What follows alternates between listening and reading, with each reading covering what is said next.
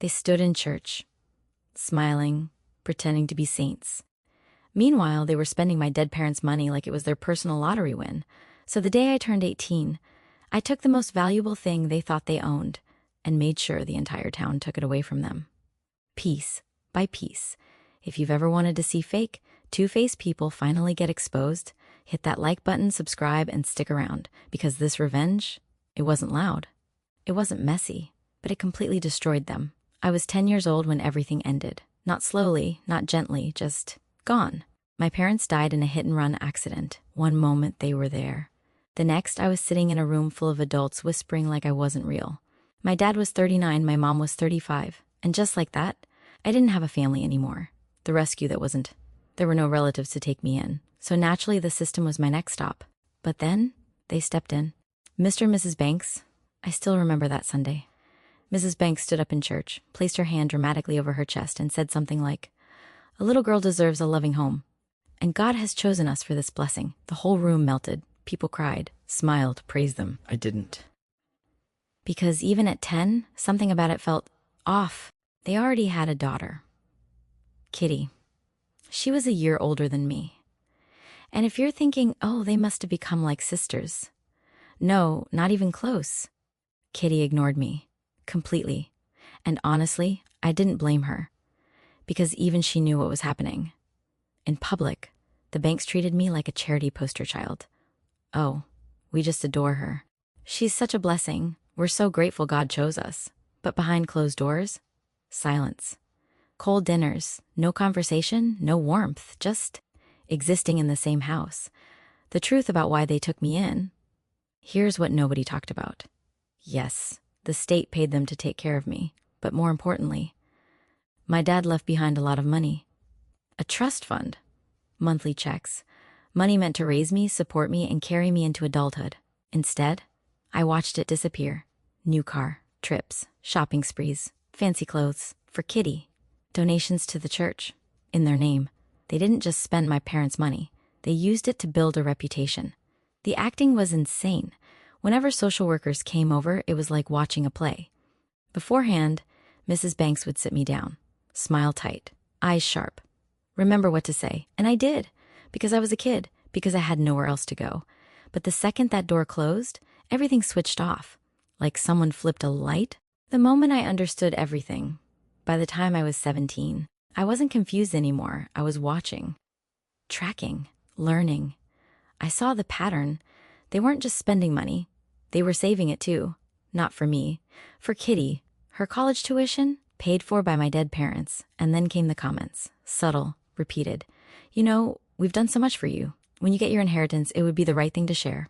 God rewards generosity. I just smile and say nothing. But inside, I was counting. The binder. I requested my trust statements. Every single one. They never showed me. But the bank did. Happily.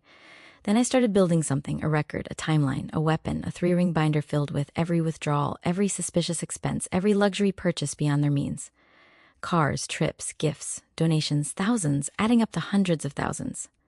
They thought I was quiet, naive, disconnected. I wasn't. I was patient. The China set. Now let's talk about the one thing Mrs. Banks loved more than reputation. My mom's antique collection. She took most of it, gave pieces away, kept what she liked. But one item, she treated like a crown jewel, a Baroque-era China set. Authentic, complete, worth tens of thousands. And every chance she got, she'd say, "This will go to Kitty on her wedding day?" Like I didn't know. Like it wasn't mine. I didn't care about owning it, but I did care about one thing, the entitlement. That's when I decided, if she thought it was hers, then she wouldn't mind giving it away. Right. The plan. The church had a yearly antique sale. Big event.